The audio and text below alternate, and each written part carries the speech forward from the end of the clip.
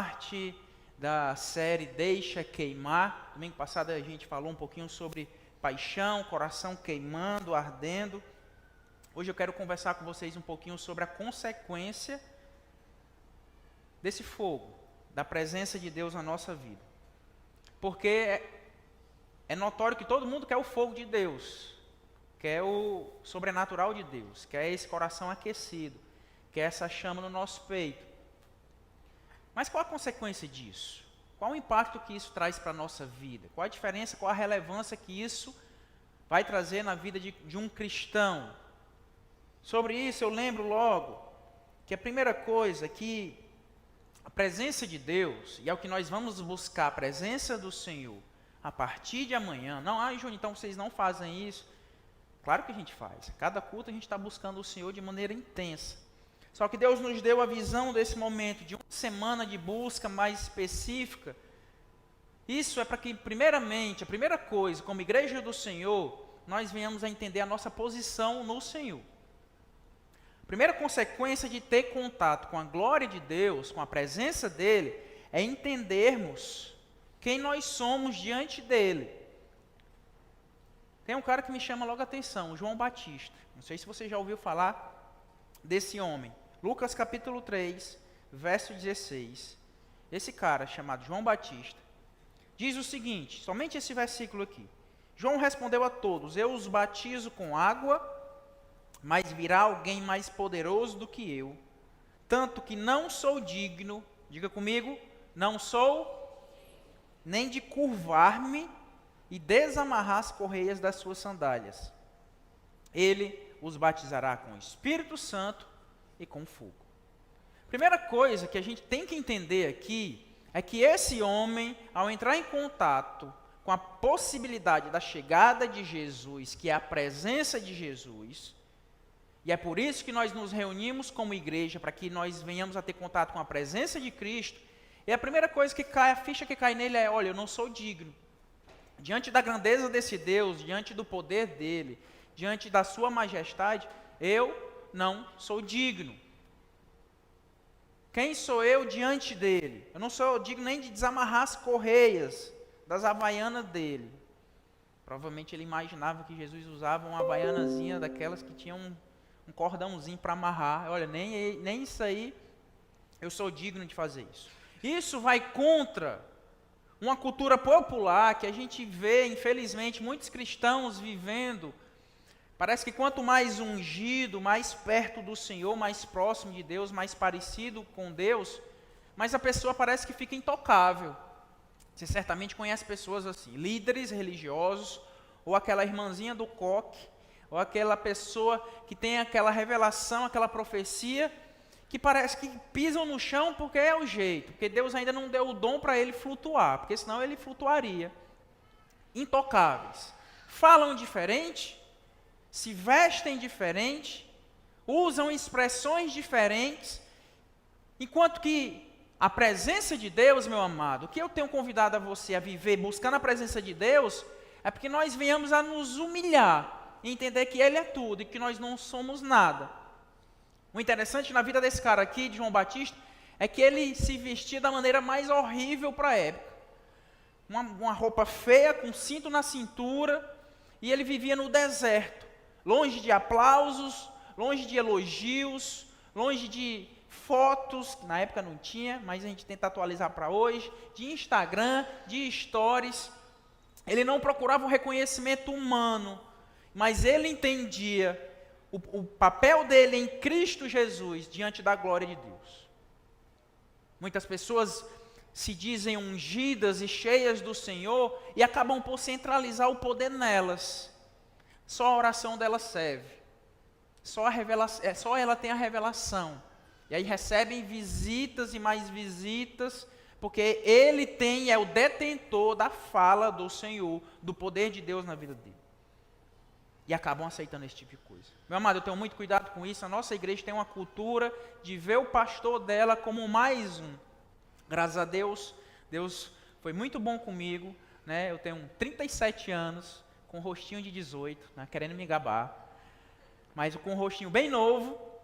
E isso, graças a Deus, me aproxima demais das pessoas. De vez em quando entra alguém aqui, de vez em quando estou trabalhando aqui com o Carlinhos, e a gente está emmaçando, fazendo alguma coisa, chega alguém perguntando pelo pastor, o pastor todo sujo, menino velho, de short. Aí quando me vê, tenta disfarçar. Ai, tu que é o pastor? E aí vem falar comigo. Porque a gente faz questão, e eu faço questão disso, de que a minha vida não seja diferente da de vocês, porque não é. As minhas lutas são as mesmas, os meus problemas talvez piores que os de vocês. Não tenho formas, eu oro e Deus não cura meu filho. Eu peço e Deus não faz. Eu busco e não encontro por diversas vezes. Mas o fato é que mesmo em meio a esses nãos do Senhor, eu entendo que é tudo sobre Ele. Que a vontade é a dEle. Que Ele vai fazer segundo o propósito dEle na minha vida, na vida da igreja. Faço questão de falar das minhas fragilidades, porque é necessário isso. Entender que a gente vai buscar o Senhor, mas diante da glória dEle a gente não é nada. Ele não precisa da gente para nada. Uma das coisas que eu falo para quem vem para a inserção é isso. Olha, o último ponto que eu falo dos princípios da igreja, nós devemos entender que Deus não precisa da gente para nada. Ele é o Senhor. E graças a Deus porque Ele resolveu nos usar da maneira que Ele entende, que Ele quer fazer. João Batista, ao ver que Jesus estava crescendo, que os discípulos dele estavam largando Ele para seguir Jesus, no Evangelho de João, capítulo 3, verso 30, diz assim: é necessário que Ele cresça e que eu diminua. Meu amado, a glória de Deus faz isso com a gente. A gente vai diminuir. Não sei qual a sua expectativa no Fire, ou a sua expectativa na busca pelo Senhor. Tem gente que busca Deus para ser poderoso. Tem gente que busca Deus porque quer que o nome dele seja citado. Mas não. A glória de Deus tem que nos diminuir cada vez mais. Esse cara, o Evangelho de Marcos, capítulo 1, verso 6, diz: João vestia roupas feitas de pelos de camelo, usava um cinto de couro e comia gafanhotos e mel silvestre.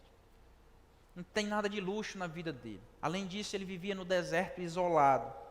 Mas esse versículo aqui nos chama para uma coisa, que é muito clara.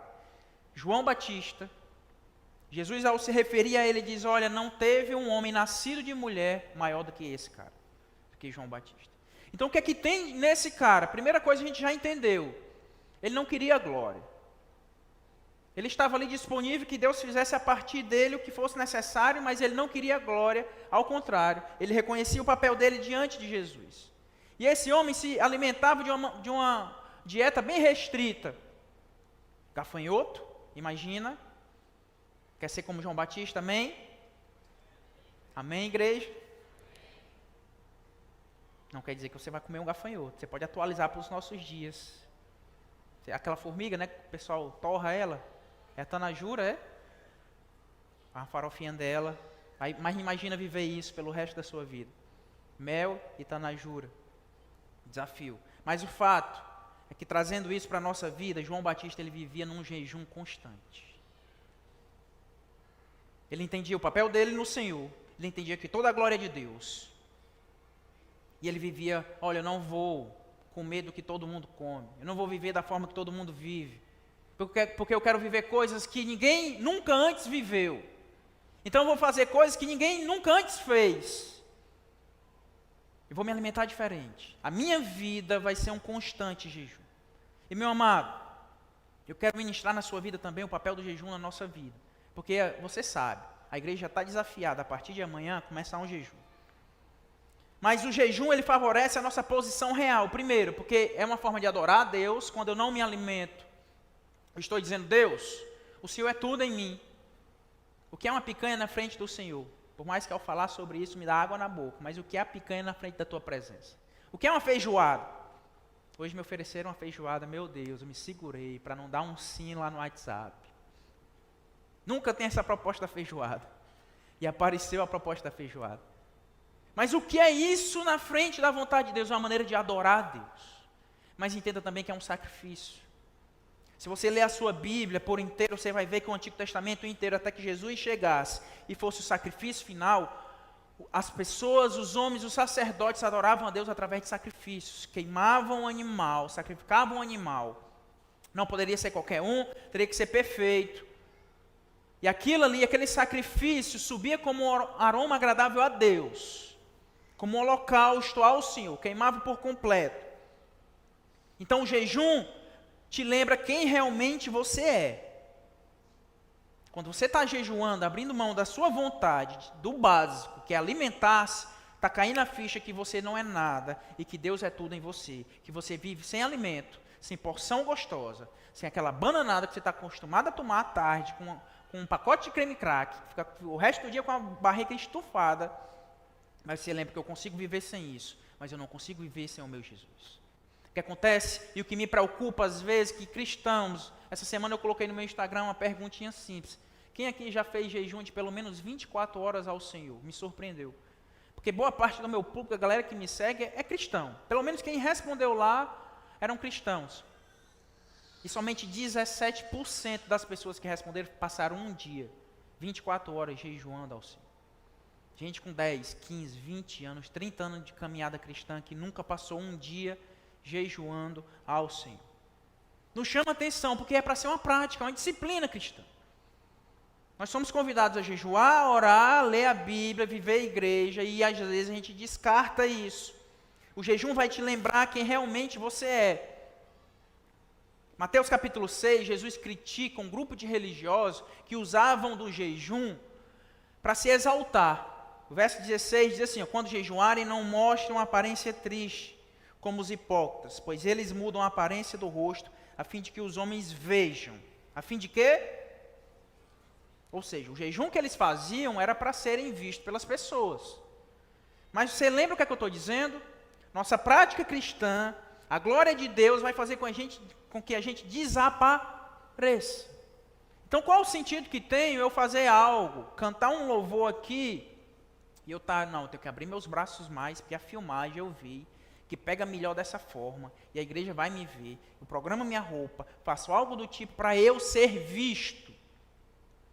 Não, quando eu tiver oportunidade eu vou falar dessa forma, para que todos vejam que eu sei falar. Não, quando eu estiver orando eu vou orar nesse tom, usar essas palavras. Não, quando eu ler a Bíblia, e o jejum, se entrar nesse ritmo aí também está errado. Porque a glória de Deus tem que nos constrangir. Nós temos que desaparecer diante da presença dEle. Ele termina o versículo dizendo, eu lhes digo verdadeiramente que eles já receberam sua plena recompensa. O que Jesus está dizendo aqui é que a gente não está proibindo a gente comentar sobre o jejum. Não está proibindo isso. O que ele está proibindo é a intenção do coração. Você está comentando sobre a sua vida cristã. Oração, jejum, palavra, o que quer que seja. É para você se gloriar por ela, está errado. Mas se for para você incentivar outras pessoas e dizer que você é nada e que Deus é tudo em você, aí você deve fazer isso. A gente vê textos na Bíblia que a igreja se levanta, que o povo, a nação de Israel se levanta e proclama um jejum para a nação inteira. Então como é que funcionaria isso se fosse segredo, se fosse sigilo? Todo mundo sabia que todo mundo ia jejuar por conta de uma causa específica. A gente vê a rainha Esther fez isso. Já já a gente fala sobre isso. Algumas pessoas me perguntam, pastor, mas eu posso jejuar o meu Instagram? Pastor, eu posso jejuar, sei lá, eu estou andando demais de bicicleta. Vou jejuar minha bike, vou jejuar minha novela, vou jejuar... Meu amado, faça isso como um hábito cristão, mas na Bíblia, infelizmente, eu não tenho um argumento para sustentar outro tipo de jejum que não seja baseado num alimento. Isso é muito claro. Então, assim, naturalmente, se você, certo? Tem uma questão de limitação de saúde, eu não consigo jejuar por conta da minha limitação de saúde, aí amém. Você faz outro tipo de jejum, ou corta um tipo de alimento, já a gente vê sobre isso, usa uma estratégia. Mas, meu amado, eu quero incentivar a igreja a viver isso em nome de Jesus. Eu quero incentivar a igreja a vivermos 7 dias de jejum aqui no nosso meio. Meu amado, Deus sabe que não é para minha glória, é para incentivar vocês. Desde o dia 1º eu estou jejuando ao Senhor. 11 dias. Dia 11. Jejuando a Deus. Para quê, Júnior? Para que eu quero mais de Deus. Eu não aceito viver essa normalidade, que já não é normal. Deus sabe, vocês sabem o que a gente tem vivido no nosso meio. Mas alguém aqui acredita que tem mais do Senhor? Eu posso ouvir um glória a Deus? Alguém acredita aqui que os milagres que a gente viveu até agora ainda são poucos? Você quer mais? Alguém aqui acredita que Deus tem derramado o Espírito dele sobre a nossa vida como nunca antes?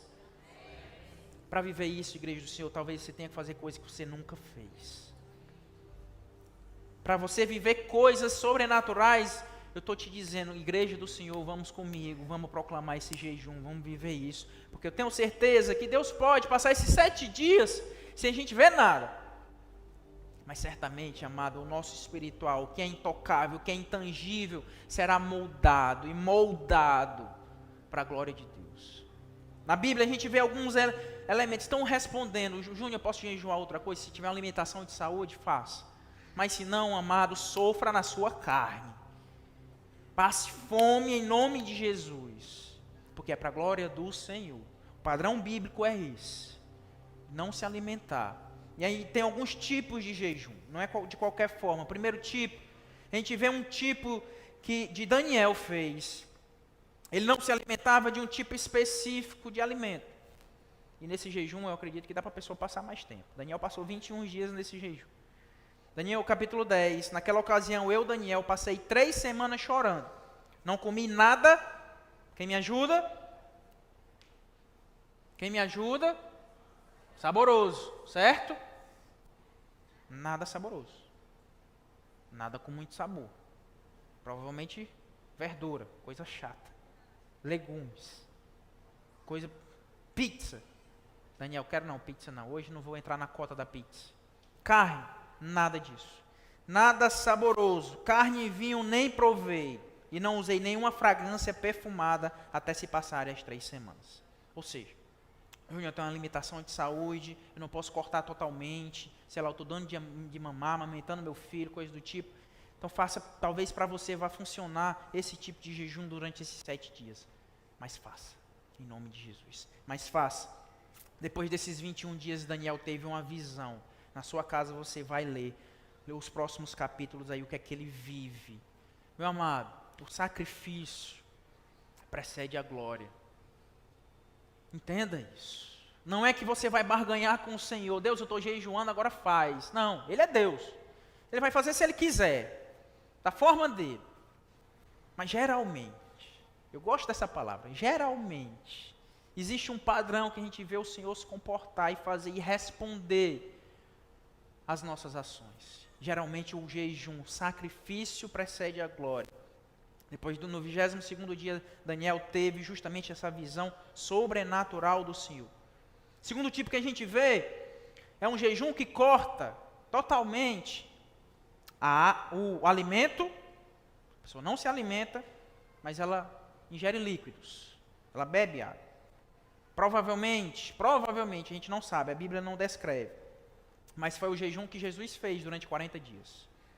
Porque o texto diz, Mateus capítulo 4, verso 2, depois de jejuar 40 dias e 40 noites, ele teve o quê? Fome. Então a gente supõe, não temos certeza, poderia Jesus ter passado 40 dias e 40 noites sem beber, milagre do Senhor. Como milagre de Deus, coloca na conta do Senhor, porque o nosso corpo não aguenta. Poderia. Mas, de acordo com o que a gente vê aqui, a gente diz que no final desses 40 dias ele teve fome. Então, é uma forma de jejuar. E esses jejuns aqui, você talvez, Júnior, eu vou passar mais de um dia. Aí você deve ingerir líquido naturalmente, porque senão o seu corpo vai desfalecer, você vai ter problemas sérios. Então, se você tem um chamado nesse sentido, você faz dessa forma também. O terceiro modelo que a gente vê é um jejum sem água total e sem alimento. Que é o jejum que a rainha Esther fez. A nação de Israel foi condenada por um rei, ia morrer, toda a nação, o povo judeu ia ser massacrado. Ela se levanta no capítulo 4, verso 16, e diz o seguinte: vá reunir todos os judeus que estão em Suzã, e jejuem em meu favor. Não que nem bebam durante 3 dias e 3 noites. Eu e minhas criadas jejuaremos com vocês, como vocês. Depois disso, irei ao rei, ainda que seja contra a lei. Se eu tiver que morrer, morrerei. O fato é que depois desses 3 dias de jejum, ela entra diante da presença do rei, intercede pelo povo, e o rei livra a nação de Israel daquele julgamento, daquela condenação. Geralmente, meu amado, lembra disso em nome de Jesus. Você tem alguma causa impossível? Se tem alguma coisa muito difícil na sua vida, eu te pergunto, você já jejuou por isso? Você já fez algo que é da ordem do sacrifício, ou simplesmente antes de dormir, morrendo de sono, você deita no seu quarto, na sua cama, o ar-condicionado ligado, o ventilador em cima de você, que você tem que escutar a zoada do ventilador, senão não dorme. E aí você, Deus, muda isso. Algo da ordem do sobrenatural. E você faz uma oração simples dessa forma. Não é que Deus não vai ouvir. Deus é misericordioso. Escuta. Mas o padrão que a gente vê na Bíblia, nós vemos homens e mulheres. Davi certa vez recebe do Senhor a condenação. Olha, seu filho vai morrer. Ele passa 7 dias jejuando, intercedendo pelo filho dele. Deus, não mata meu filho, não mata meu filho, não mata o meu filho. 7 dias naquele clamor e jejuando, porque tinha uma causa específica, um clamor específico em relação ao Senhor. O fato é que às vezes a gente perde essa prática. Existe um tipo de jejum que eu quero convidar talvez a maioria de vocês a fazer, que é o que eu tenho feito nesses últimos dias, que é um jejum por um período de tempo a cada dia. O meu tem sido dessa forma. Às vezes eu jejuo até o horário do almoço, às vezes até o final da tarde. Às vezes eu completo 24 horas. E vai variando. E vai de dia a dia funcionando dessa forma. Nesses 7 dias, Igreja do Senhor, certamente Deus tem te chamado para algo do tipo. Em nome de Jesus. Júnior, eu vim para a igreja hoje com o coração, meu Deus, eu quero uma palavra que vai mudar a minha vida. E eu tenho recebido uma palavra de sacrifício, de dor, de jejuar, de passar fome. Meu amado, entenda isso em nome do Senhor Jesus. Esse tipo de coisa, esse tipo de ação, esse tipo de atitude precede a glória de Deus na nossa vida.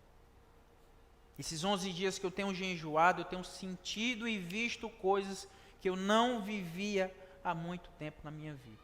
O Espírito Santo tem me falado, tem revelado coisas para mim, tenho tido intimidade com Ele, que eu, meu Deus, por que eu nunca tinha feito isso em nome de Jesus?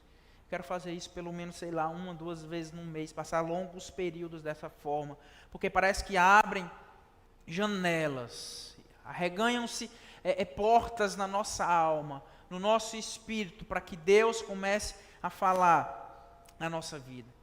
Existem alguns objetivos no jejum de maneira muito clara. Mateus 17, um grupo de discípulos vai expulsar demônios de uma pessoa e eles não conseguem. Jesus olha para eles, verso 19, diz assim: então os discípulos aproximaram-se de Jesus em particular e perguntaram: por que não conseguimos expulsá-lo? Jesus responde: porque a fé que vocês têm é pequena. Eu lhes asseguro que se vocês tiverem fé do tamanho de um grão de mostarda, poderão dizer a este monte: vá daqui para lá, e ele irá. Nada lhe será impossível. Verso 21. Mas esta espécie só sai pelo quê? A oração e... Jesus está dizendo que existe uma casta, um nível de demônios aí, que só sai, esse tipo de espécie só sai por um tipo de pessoa que pratica oração e jejum. Palavras não minhas, palavras do Senhor. Jesus está dizendo, olha, faltou para vocês fé, mas faltou também vida de oração e faltou vida de jejum. Entenda o seguinte, meu amado, o jejum vai elevar o seu nível de autoridade espiritual. O jejum vai elevar. Você está numa posição hoje, no nível dessa mesa, com a prática do jejum, aos poucos, você vai começar a crescer espiritualmente. Isso dado através da vida de oração e do jejum. Entenda isso em nome do Senhor Jesus. Eu tenho dito aqui, já repeti 2 vezes, repeti a terceira. O sacrifício precede a glória. Faça isso, igreja do Senhor Jesus. Hoje é o culto de primícias. A oferta é um sacrifício. Poucas pessoas têm prazer, principalmente no mundo lá fora, em tirar dinheiro do meu bolso, dar para a igreja. Nesse culto de primícia a gente entende o quê? Que nós vamos dar nossa melhor porção ao Senhor. Entregar a Ele. Deus, recebe aqui a minha melhor porção para Ti. Isso é um sacrifício. Um dia desse a Luísa me procura, pastor, no último culto de primícia. Eu estava desempregada. E eu só tinha R$50 no meu bolso. Larguei meu emprego lá em Fortaleza. E aí eu disse, não, vou separar aqui o dinheiro do motáxi para voltar para casa também. Mas eu vou dar o que eu tenho. Quem sabe, um sacrifício desse possa chamar a atenção do meu rei. E ela fez isso. E aí, ela fez isso no domingo, ela estava me contando. Quando foi no sábado, ela estava aqui servindo na igreja, desempregada, alisando o cabelo de mulher aqui, no Eu Vejo Flores em Você. E aí, no sábado, no meio do serviço dela, ela recebe uma ligação, uma proposta de emprego para trabalhar aqui em Redenção. Meu amado, entenda isso. Em nome do Senhor Jesus. Eu tenho convocado a você, e o Espírito Santo tem te convocado a viver dias sobrenaturais no nosso meio. Amém?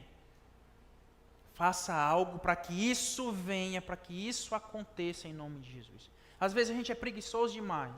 Deus, faz a tua parte, faz tudo. Cumpre o teu propósito. Cumpre tua vontade em mim. Às vezes, por exemplo, no momento de culto, a gente está morrendo de preguiça aqui. Tem que se levantar na hora do louvor. Às vezes o seu sacrifício é esse.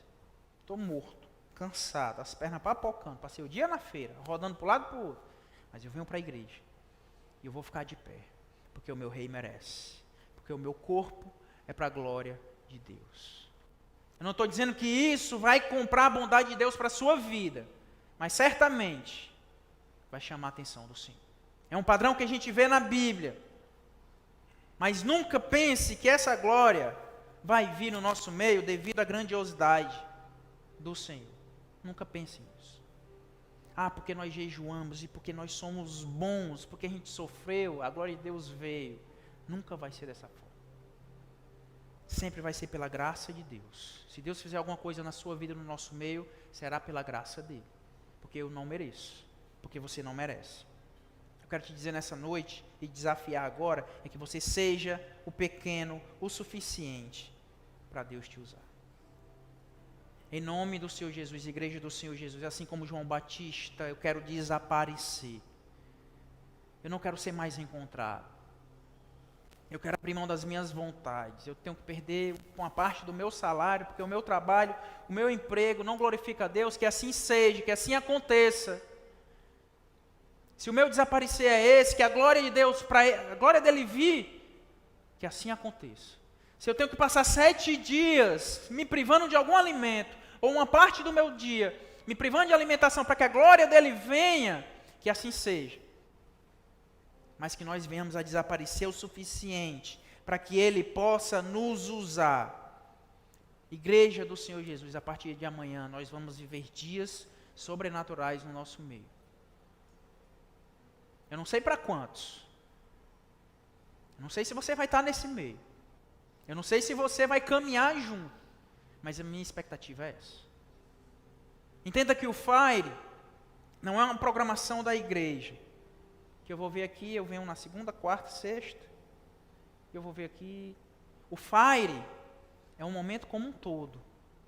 Serão 7 dias. Faz de conta que tu está tomando um antibiótico. Você tomou um antibiótico, você sabe disso. Não pode furar um dia.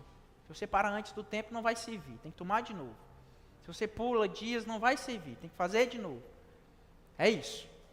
Entenda que o chamado do Senhor para a sua vida é que a partir de amanhã, de maneira sacrificial, nós venhamos para esse lugar, com o coração disponível o suficiente, com orgulho lá embaixo, entendendo que eu nada sou, e nós vamos passar aqui um tempo adorando ao Senhor, buscando a presença dEle. Mas talvez você se pergunte, Júnior, por que esse nome? Esse nome Fire. Por que vocês falam tanto desse nome, fogo?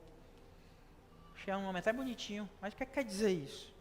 O motivo de nós estarmos aqui, igreja do Senhor Jesus, é porque nós queremos mais de Deus. Mais do Senhor. Eu tenho clamado a Deus por um avivamento muito claro no nosso meio. Eu quero que pessoas, eu já estou cansado, igreja do Senhor, de ver jovens aqui sofrendo, jovens cabisbaixo, com lutas emocionais, jovens sem ânimos, e vivendo de qualquer forma, com vida de batalha, e vivendo na apatia espiritual, não sem provar e viver nada. Eu quero mais de Deus no nosso meio. E sempre vou querer mais, porque sempre Deus terá algo a mais para a nossa vida. Meu amado, o simbolismo do fogo é muito forte. Moisés, primeira coisa, Moisés viu o Senhor na sarça ardente. Estava pegando fogo lá, a plantinha lá, pegando fogo. Ou seja, a primeira coisa que o fogo simboliza é a presença do Senhor. O fogo será a presença de Deus. Então nós estaremos aqui nesses dias porque nós queremos primeiramente a presença do Senhor Jesus. E nós não sabemos viver sem ela. Porque nós vamos querer mais dele, mais do Senhor. E a normalidade já não vai mais nos satisfazer. Segunda coisa que a gente vê, lá em Pentecoste, Atos 2, verso 1 em diante. Chegando o dia de Pentecoste, estavam todos reunidos num só lugar. De repente veio do céu um som como de um vento muito forte e encheu toda a casa na qual estavam assentados. E viram que pareciam línguas de... Se separaram e pousaram sobre cada um deles. Todos ficaram cheios do Espírito Santo e começaram a falar noutras línguas, conforme o Espírito os capacitava. Segunda coisa que o fogo simboliza na Bíblia é que ele vai nos dar uma capacitação sobrenatural do Espírito Santo. De repente o Espírito veio sobre aquele grupo de homens e mulheres que estavam buscando o Senhor. E eles viram línguas como de fogo sobre cada um. E eles começaram a falar noutras línguas. Essa capacitação sobrenatural é dada pelo Espírito Santo e é relacionada com fogo. 1 Coríntios capítulo 12, verso 7 em diante diz assim: cada um, porém, é dada a manifestação do Espírito, visando o bem comum. Pelo Espírito a um é dada a palavra da sabedoria, a outro a palavra de conhecimento, pelo mesmo Espírito, a outro fé, pelo mesmo Espírito, a outro dons de cura. Alguém aqui quer receber dom de cura? Fogo de Deus. O fogo de Deus tem que vir sobre a nossa vida, o fogo do Espírito Santo tem que vir sobre a nossa vida, pelo único Espírito. Verso 10, a outro poder para operar milagres. Igreja do Senhor, é tempo de você começar a ver milagres através de você, em nome do Senhor Jesus. Porque o Espírito Santo quer entregar. A grande pergunta nesse momento é se você está disponível e disposto a buscar o suficiente. Se a sua fome é suficiente grande para você buscar mais do Senhor. A outro, profecia. A outro, discernimento de espíritos. A outro, variedade de línguas. E a outro, interpretação de línguas.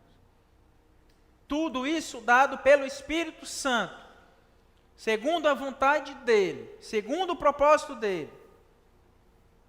Eu já estava preparando a pregação, e isso tem acontecido durante esse mês de junho. De vez em quando alguém está me mandando mensagem, coisas do tipo, de alguma experiência que ela tem vivido, de alguma coisa. Uma irmã manda uma mensagem para mim, de um sonho muito claro que ela teve, uma visão do Senhor. Uma visão que tem a ver com fogo, mas um fogo meio que... como se fosse um fogo que fosse consumir algo de errado. Infelizmente eu não posso relatar para a igreja. É algo muito íntimo dela e que tem a ver com uma revelação muito específica. Mas isso é coincidência? Não é. Deus tem nos chamado a voltarmos a viver coisas que a igreja primitiva vivia. Deus tem nos chamado a sermos capacitados segundo a vontade dEle. Termos autoridade no nome de Jesus. Voltarmos a ter um nível espiritual. E não mais tremer as pernas diante de uma possessão demoníaca. E irmos lá na autoridade de Jesus e sabermos que no nome de Jesus aquela situação vai ser mudada. De vermos alguém doente e chegarmos, orarmos e o milagre acontecer. E Deus começar a revelar coisas para você através do fogo. Do fogo de Deus. 1 Reis 18, Elias foi confrontado diante de 450 profetas de Baal. Os profetas lá, e ele diz: olha, vocês estão aqui teimando, dizendo que o Baal é o Deus verdadeiro. O meu Deus, o Senhor dos Exércitos, é o Deus verdadeiro. Vamos fazer um negócio. Vamos lá para o Monte Carmelo. Vocês preparam a oferta de vocês lá, o sacrifício de vocês, e vocês, sem acender fogo, vocês vão clamar a Baal e pedir que ele traga fogo e queimar a oferta. O Deus que trouxer fogo é o Deus que é verdadeiro. Vamos chegar nesse acordo. Os 450 profetas sobem e começam a fazer coisas e coisas. A Bíblia diz que desde o início, 1 Reis 18, 26 diz assim: então pegaram o novilho que lhes foi dado e o prepararam. E clamaram pelo nome de Baal desde a manhã até o meio-dia. Ó Baal, responde-nos, gritavam, e dançavam em volta do altar que haviam feito, mas não houve nenhuma resposta, ninguém respondeu. Ao meio-dia, Elias começou a zombar deles. Gritem mais alto, dizia, já que ele é um Deus, quem sabe está meditando, ou ocupado, ou viajando. Talvez esteja dormindo e precise ser despertado. Então passaram a gritar ainda mais alto e a ferir-se com espadas e lanças, de acordo com o costume deles, até sangrar. Estavam fazendo o sacrifício deles, da forma deles, mas ao Deus errado, ao Deus morto, a um Deus que não tem vida. Verso 36, a hora do sacrifício, o profeta Elias colocou-se à frente e orou. Agora é minha vez. Já tentaram demais. Ó Senhor, Deus de Abraão, de Isaque e de Israel, que hoje fique conhecido que Tu és Deus em Israel, e que sou o Teu servo, e que fiz todas as coisas por ordem Tua. Responde-me, ó Senhor, responde-me, para que este povo saiba que Tu, ó Senhor, és Deus, e que fazes o coração deles voltar para Ti. Então, o que foi que caiu do céu? Fogo do Senhor caiu, e queimou completamente o holocausto, a lenha, as pedras e o chão, e também secou totalmente a água na valeta. Quando o povo viu isso, todos caíram prostrados e gritaram, o Senhor é Deus, o Senhor é Deus. Meu amado, o fogo do Senhor também tem um simbolismo de prodígios e sinais. Elias viveu isso, viu o fogo cair do céu, consumiu lá o sacrifício dele.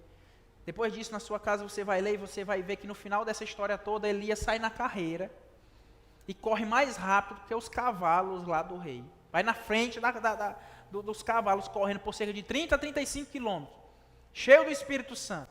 Prodígios e sinais, meu amado, o fogo de Deus vem depois do sacrifício.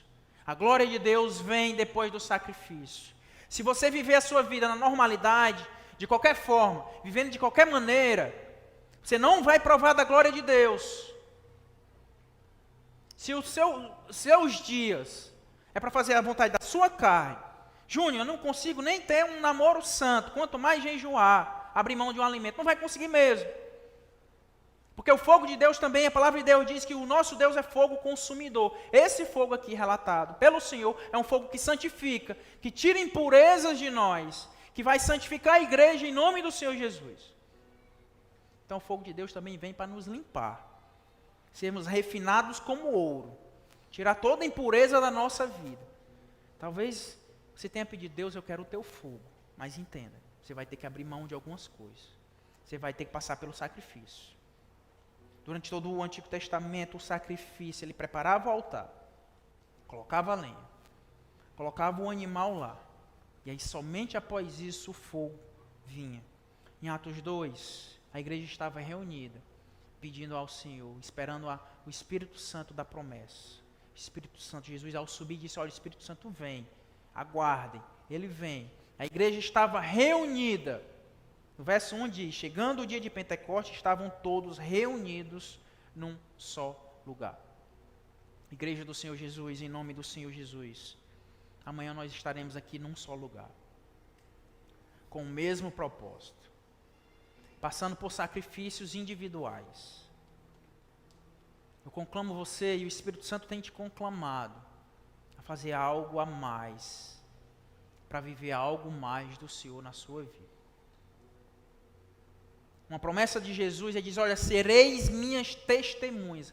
Alguém só é testemunha de uma coisa que viu. Você não é besta de ir lá para fora e testemunhar algo que você ouviu falar. Você vai testemunhar de algo que você viu. Deus, ele tem te chamado nesses dias, igreja do Senhor, a começar a ver coisas, testemunhar daquilo que ele tem feito na sua vida. Júnior, meu casamento está por um triz, está passando por dificuldades. Talvez Deus tenha te chamado, venha viver esses 7 dias de separação, de renúncia, de jejum, de negar a sua carne, negar o seu eu, e fazer prova do Senhor, e provar, Deus faz, Deus faz, Deus faz. Por isso que amanhã nós vamos viver o primeiro dia, e Deus tem me dado esse direcionamento de vivermos aqui juntos, juntos. A palavra vai ser essa. Como igreja do Senhor, o meu sonho, a minha oração, Deus, que a tua igreja venha. Eu quero viver isso junto com essas pessoas. Que as pessoas venham para cá. Por isso que também a gente vai organizar as cadeiras de maneira diferente. Vai ter cadeira da metade para o final da igreja. Vamos deixar boa parte da igreja sem cadeira. Por quê? Porque às vezes essas cadeiras são barreiras. A gente não sai do lugar, a gente não toca em ninguém, porque tem um muro entre a gente. E nós vamos quebrar esses muros amanhã, para que juntos nós venhamos a buscar o nosso Deus. Então, se você vem amanhã, tenta vir para frente, estar perto do povão aqui, perto de pessoas, tocar em pessoas, para que nós possamos viver isso no santo nome do Senhor, para que o fogo dele venha e que a gente consiga viver coisas e testemunhar daquilo que nós temos vivido. Igreja, tem algo a mais do Senhor Jesus. Júnior, por que 7 dias? Por que 7 dias? Por que 7 dias? Primeiro que 7 é o número da perfeição, é o número que simboliza o nosso Deus. Deus criou as coisas em 6 dias, no 7º dia ele descansa. Davi, louco para preparar o templo do Senhor, Deus o proíbe, porque tinha muito sangue nas mãos dele, ele foi um guerreiro muito sanguinário, mas seu filho vai construir. Salomão constrói o templo, e na inauguração, 2 Crônicas, capítulo 7, verso 1, diz assim: assim que Salomão acabou de orar, desceu o quê? Olha aí o fogo aparecendo de novo. Tudo foi feito como Deus ordenou, com excelência, com sacrifício, envolto a ofertas das pessoas. E aí como é que Deus responde? Desce fogo do céu e consumiu o holocausto e os sacrifícios, e a glória do Senhor encheu o templo. Igreja, que nós venhamos a viver isso nesses dias em nome de Jesus. Verso 2: os sacerdotes não conseguiam entrar no templo do Senhor, porque a glória do Senhor o quê? O enchia. Quando todos os israelitas viram o fogo descendo e a glória do Senhor sobre o templo, o que é que eles fizeram? Ajoelhar é fácil? É ou não é um sacrifício?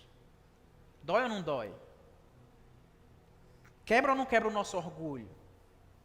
Olha o sacrifício começando a aparecer aí. Ajoelharam-se no pavimento, chegando o rosto em chão, adoraram e deram graças ao Senhor, dizendo: Ele é bom. O seu amor dura para sempre. Você pode repetir comigo? Ele é... Vamos mais uma vez?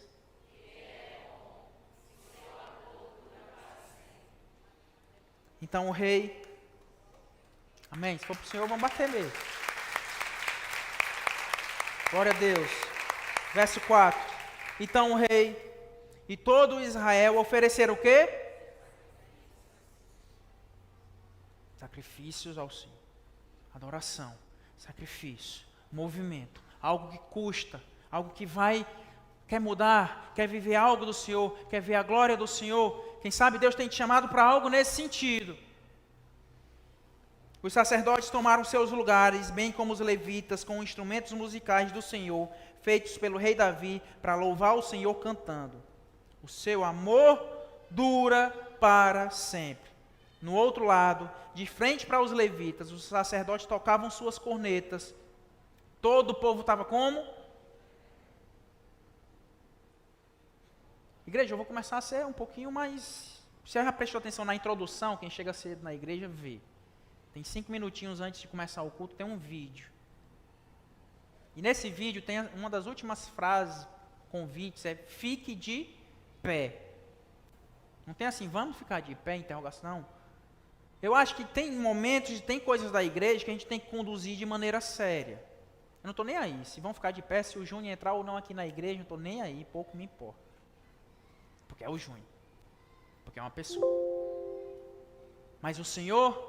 Se você crê que o Senhor, o Rei dos Reis, está aqui, sua postura tem que ser de respeito a Ele.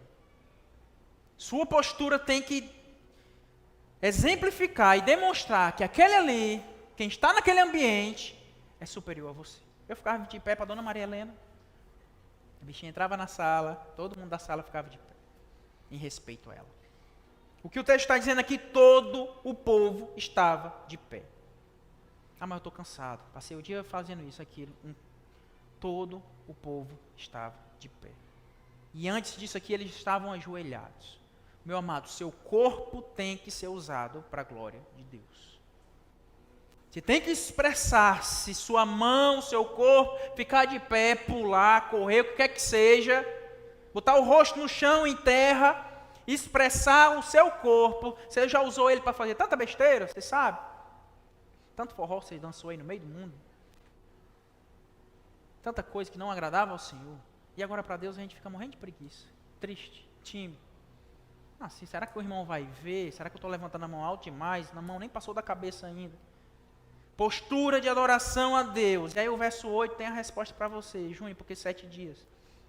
Durante 7 dias, Salomão, juntamente com todo Israel, celebrou a festa. Meu amado, essa festa aqui foi em relação à inauguração do templo do Senhor. Eles passaram esse tempo. A glória veio. O fogo desceu. Tudo aconteceu. O povo se ajoelhou. O povo ficou de pé. Cantaram ao Senhor. Disseram, Ele é bom. Seu amor dura para sempre. Tudo isso eles viveram. E nós, Igreja do Senhor Jesus, nós teremos os nossos 7 dias a partir de amanhã.